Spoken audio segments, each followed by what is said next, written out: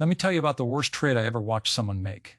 A buddy of mine, smart guy, reads the journal every morning, knows his PE ratios. He spotted Amazon in 2001 when it was trading at $6. He said, and I remember this clearly, that's the future right there. Then he waited and waited, and by the time he finally bought it, it was at $300. He made money, sure, but he left roughly $94 a share sitting on the table just because he couldn't pull the trigger when the thing looked ugly and scary and nobody was talking about it the right way. That's not a story about Amazon. That's a story about what happens when you find the right idea at the right time and then talk yourself out of it. I've been at this long enough to know that the best opportunities don't announce themselves with a trumpet fanfare and a front-page story in the Times. They show up quietly. They show up when the stock looks broken, or the industry sounds weird, or the company name makes your accountant raise an eyebrow. And right now, in the middle of 2026, there are 6 companies sitting in that exact spot. Not household names. Not the ones your brother-in-law is already bragging about at Thanksgiving. The kind where you do the work, you understand what they actually do, and then 2 or 3 years from now, you either look like a genius or you learn a very expensive lesson. Either way, you come out smarter. Now, before I get into them, I want to be honest with you, the way I'd want someone to be honest with me. Some of these are genuinely risky. One of them might not exist in 10 years, and knowing the names alone won't do you a lick of good if you don't know what you're doing with them. So I'm going to walk you through not just the what, but the why. The 3 things I look for before I put a single dollar anywhere near a growth stock. Think of it as my kitchen table checklist. Nothing complicated. Nothing that requires a Bloomberg terminal. Just 3 questions that cut through the noise pretty fast. Here's how I think about it. First thing I ask, can this company survive long enough for me to be right? Sounds obvious, but you'd be amazed how many people skip this one. I call it the runway question. A young company that's not yet profitable is basically a plane that hasn't landed yet. It needs enough fuel to stay in the air until it figures out how to make money. When a company runs low on cash and has to sell new shares to raise more, every share you own gets a little smaller. Not smaller in your hand, but smaller in what it represents. Your slice of the pie gets thinner. It's called dilution, and it's one of the quieter ways retail investors get taken to the cleaners. So step 1. Does this company have enough cash to survive at least 2 or 3 years without doing that? Second question I ask, is there a big structural reason that money has to flow into this thing? Not hype, not Reddit, I mean something real. A government program, a regulatory change, a shift in the rules that forces big institutions to pay attention whether they want to or not. When a pension fund or a sovereign wealth fund gets told they need exposure to a certain kind of infrastructure, they don't browse YouTube for tips. They write very large checks. And if your little company happens to be sitting right in the path of that river of money, well, things get interesting. Third question, is revenue actually starting to move? A company can have a great story for years, and some of them do, but the moment the numbers start to accelerate, that's when the big money moves in fast. Wall Street will babysit a money-losing company for a while, especially if the story is good, but when the revenue line starts to bend upward like a hockey stick, the professionals pile in and prices tend to move quickly. So I'm looking for that inflection point. Either it's already happening or I'm early enough that I can see it coming from a mile away. Cash runway, institutional tailwind, revenue inflection. That's the whole framework. 3 questions. Let's go through 6 companies and see how they hold up. The first one is going to make half of you laugh and the other half genuinely curious. And I say that because it involves electric airplanes, not little hobby drones, full-size aircraft that take off and land vertically like a helicopter, but then fly horizontally like a normal plane. The company is called Beta Technologies, ticker BTA or BTRA, depending on where you're trading. And yes, I know what you're thinking. You're thinking, didn't we already do this with flying cars?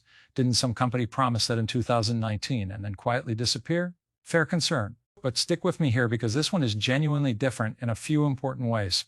The runway question first.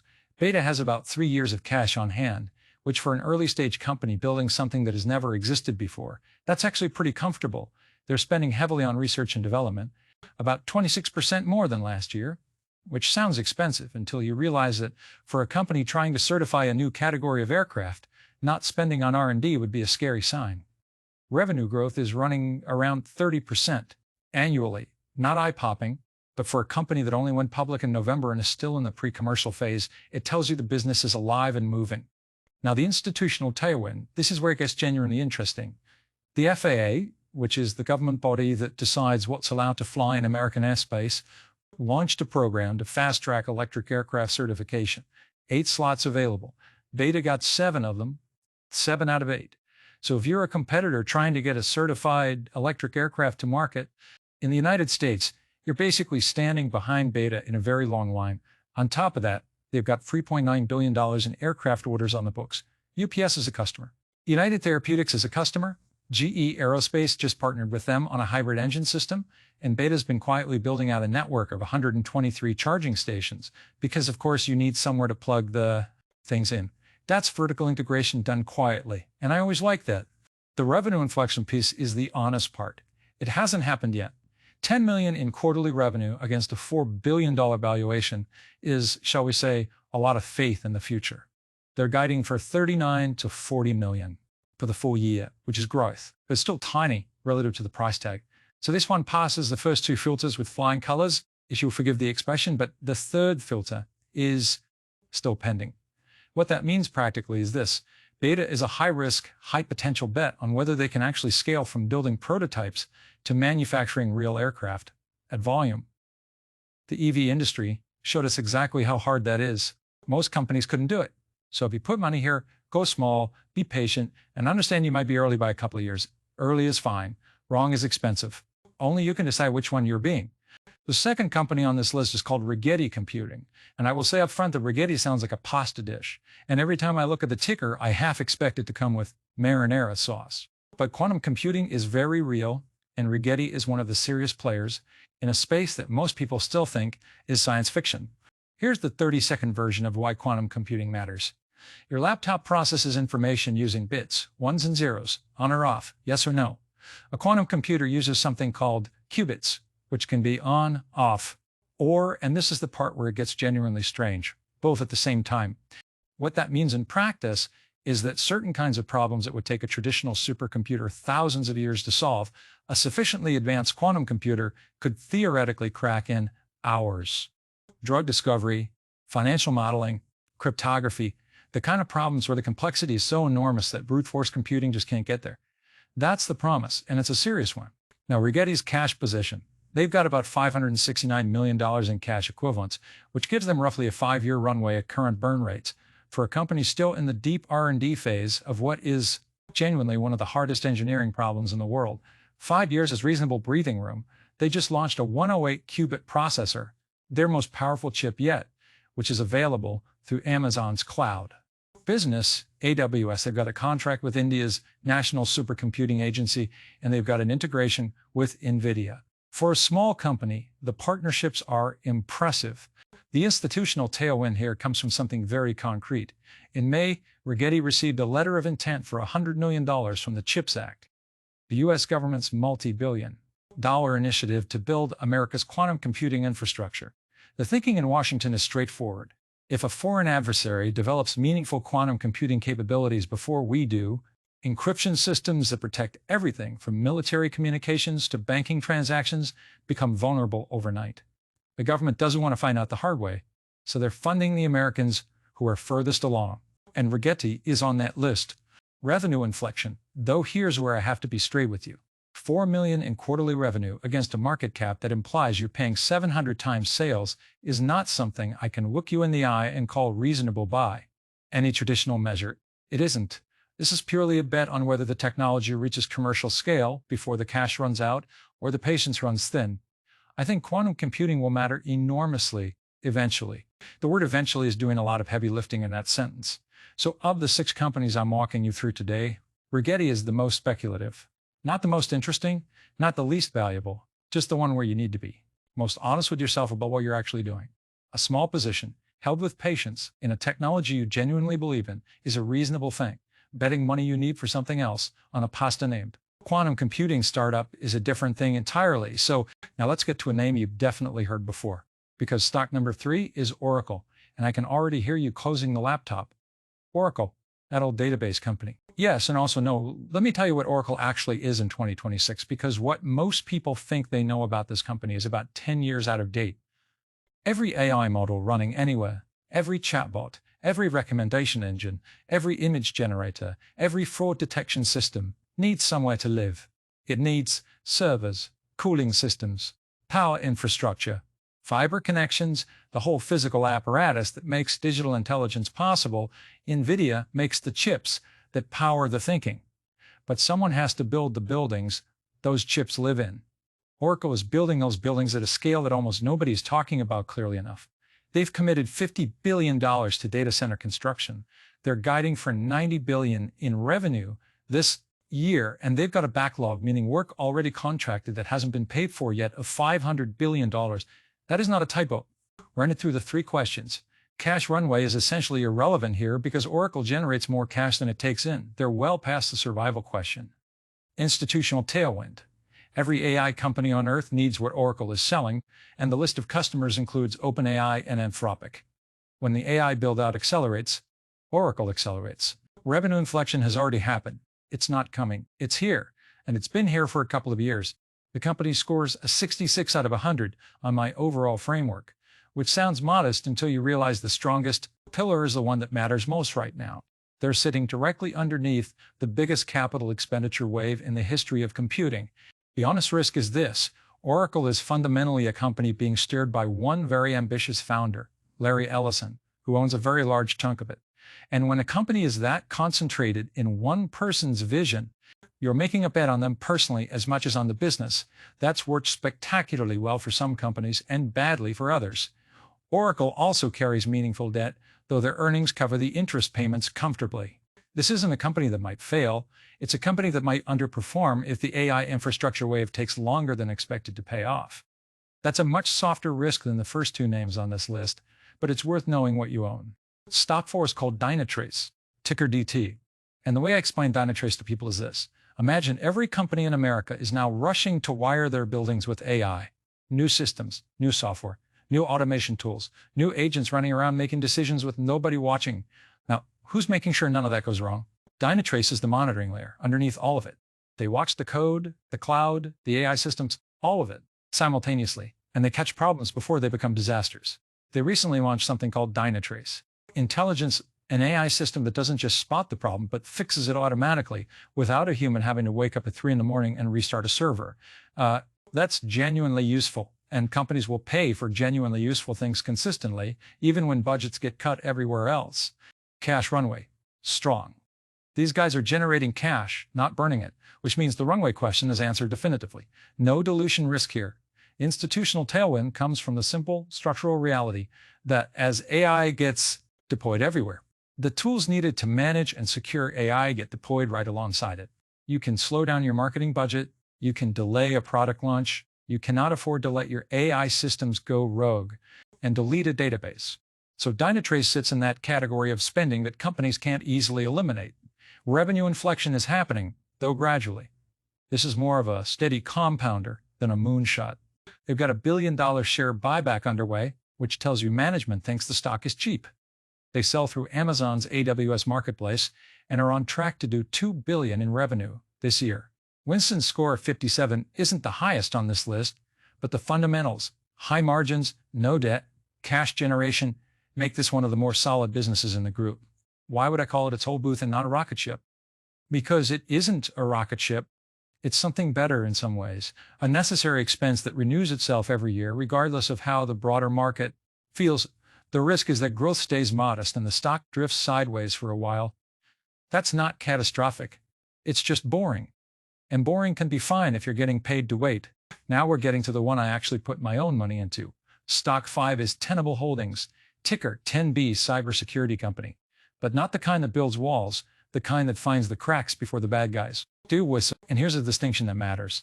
And most cybersecurity companies are essentially selling locks, strong locks, sophisticated locks, locks with very good encryption.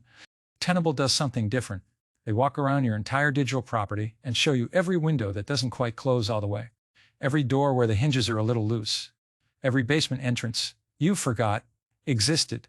They call it exposure management, and their platform Tenable One scans your cloud, your code, your AI systems, your connected devices, everything you've got, and tells you specifically where you're vulnerable and how to fix it. They just added something called Hexane AI, which doesn't just find the vulnerabilities, but coaches your team on exactly how to patch them. Here's why I care about this now specifically. Every company on Earth is rushing to deploy AI that's creating an attack surface that's growing faster than the defenses. New code, new integrations, new connections between systems. Every one of them is a potential entry point for someone who wants to get in where they're not invited.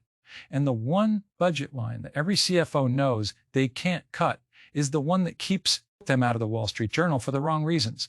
Cyber breaches don't just cost money, they cost careers. Tenable sits right in the path of a budget that isn't going away. Now the numbers, $3 billion company, revenue growing about 10% year over year, which I want to be upfront about, that's not explosive. They're guiding toward $1 billion in revenue this year. They've got solid margins and they're generating cash consistently. And here's the part that actually got my attention. The stock is trading where it was in 2020. We essentially had no meaningful AI deployment in 2020. The addressable market for a company that secures AI-connected infrastructure is dramatically larger today than it was then, and the price hasn't moved. When you find a business where the market got bigger and the stock got cheaper, that's worth a very hard look. The technical setup, the pattern of the stock itself, also caught my eye in a way I'll explain at another time in more detail. But the short version is that after a brutal decline, the stock started finding a floor and then started recovering on volume that looked institutional to me. Fresh money, not trapped money, selling out of desperation. That's a meaningful difference. I bought this one. That doesn't mean you should. I don't know what percentage of your portfolio this would be. I don't know what your other positions look like. And I'm not going to call you when I decide to sell. What I can tell you is why it made sense for me. Profitable company, necessary product, growing market, underpriced by a market that's still paying up for the flashier names. If the cybersecurity tailwind accelerates and revenue growth re-rates from 10% toward 20%, the stock could look very different in 2 years. That's the bet. It's not a guaranteed bet, nothing is, but it's a reasoned one. And now the last one. The one I find most genuinely exciting, even though I haven't bought it yet, even though it's the one almost nobody outside a very narrow scientific community is talking about. Stock 6 is 10x Genomics, ticker TXG, and if you'll give me 2 minutes to explain what they actually do, I think you'll understand why I saved it for last. When a doctor suspects you might have cancer, they take a biopsy. They send tissue to a lab. Someone looks at it under a microscope and tells you whether the cells look normal or abnormal. What they cannot tell you, what no traditional test can tell you, is what those cells are actually doing. Which ones are actively dividing? Which ones are sitting dormant? Which ones are communicating with nearby cells in ways that suggest they're about to spread? Looking at tissue under a microscope is like looking at a city from 30,000 feet. You can see the buildings, but you can't see what's happening inside them or whether what's happening is dangerous. 10x Genomics is building the technology that changes that. It's called spatial biology, and it lets researchers look inside individual cells at the molecular level, not just identifying what a cell is, but understanding what it's doing, how it's communicating, and why, map every cell in a tumor, and understand exactly which ones to target with treatment years before a traditional test would catch the same information. That's the promise. It's not science fiction. It's happening in research labs right now. The question is whether it scales from research labs into actual clinical practice, which is a different and harder challenge. Run the framework cash runway, solid. They've got meaningful cash reserves and they're not burning through it at a reckless pace. Revenue inflection, this is actually the most interesting part of the story. Revenue came in at $115 million last quarter, better than expected, and they've raised full-year guidance to over $600 million. More importantly, margins are expanding while costs are being cut. That's the combination you want to see in a turnaround. Revenue going up, expenses going down. Simultaneously, it means management cleaned house, got discipline, and the business underneath the mess was better than the stock price was, suggesting institutional tailwind. They're launching a new platform in the second half of this year called Atura, which is designed to bring spatial biology out of the research lab and into actual clinical settings. They've also partnered with an AI company called Biopeptimus to launch something that combines spatial biology data with AI analysis, which matters because the amount of information you can extract from a single tissue sample using this technology is so enormous that humans can't process it efficiently. AI can. That combination, spatial biology data plus AI interpretation, could accelerate drug discovery, cancer treatment, and diagnostic medicine in ways that are genuinely hard to put a number on. The stock is trading 85% below its all-time high. Now, that alone means nothing. Plenty of stocks deserve to be 85% below their highs. But when a company has genuinely cleaned up its costs, beat earnings by a wide margin, raised guidance, and is about to launch what could be its most significant product, the gap between the price and the potential gets interesting. It's a turnaround story, which means the risk is that management celebrates the turnaround and then turns right back around toward the old habits. It happens. But if the turnaround holds, and if Atura lands the way they're projecting, and if the AI partnership accelerates adoption in clinical settings, this is the one I think most people will kick themselves for ignoring in 2026. So there you have it. 6 companies, 2 government-backed frontier bets, Beta and Rigetti, where the technology is real, but the commercial future is still being written. Oracle, the infrastructure giant that half the investment world still doesn't fully appreciate. Dynatrace and Tenable, the 2 toll booths on the AI highway, steadier, less dramatic, but genuinely useful businesses with pricing power, and 10x Genomics, the one that is hiding in an industry that almost nobody in finance is paying close attention to, doing something that could matter more than most of the names that dominate your feed. Now, here's what I want to leave you with, and I want to say it plainly. I've spent a long time watching people find the right stock and still lose money. It happens more than you'd think. They find a great company, they buy it at the wrong time. They panic when it drops 20%. They sell at the bottom, they watch it recover without them, or they buy too much. The position gets uncomfortable, and one bad quarter sends them running. And the companies aren't the hard part. The hard part is you and me, our own behavior, our own patience, our own ability to stay calm when a position looks ugly for a few months before it looks right. I've made those mistakes. I've held things too long. I've sold things too early. I've put too much into one idea because I was so sure I was right. And being right about the idea still didn't save me from being wrong about the position size. What eventually changed things for me wasn't finding better companies. It was building a better process, knowing when to get in, knowing how much to put in, and knowing in advance what would make me get out rather than deciding under pressure in real time when my stomach is in my throat. That's the part of this I'd most want to pass along to you, because the 6 names I just gave you are only as valuable as the discipline you wrap around them. Without that, the best research in the world is just noise you paid for. If this conversation resonated with you, come find me at the live session I'm running this weekend. It's free, it's about an hour and a half, and I'm going to walk you through the full playbook, not just the stocks, but the entire process behind how I think about entries, exits, position sizing, and how to stay calm when things get uncomfortable, which they always do eventually. The link is in the description. Come with something to write on and an open mind, and we'll go through it together. And if you know someone who's been finding the right ideas and still not making money from them, send this their way. Sometimes the most useful thing you can do for someone isn't pointing them toward a hot ticker. It's showing them that the gap between knowing what to buy and actually building wealth is a process problem, not an information problem. And that's a solvable problem. That's always been a solvable problem. You just have to want to solve it badly enough to actually sit down and learn how. Good luck out there. Mind the runway.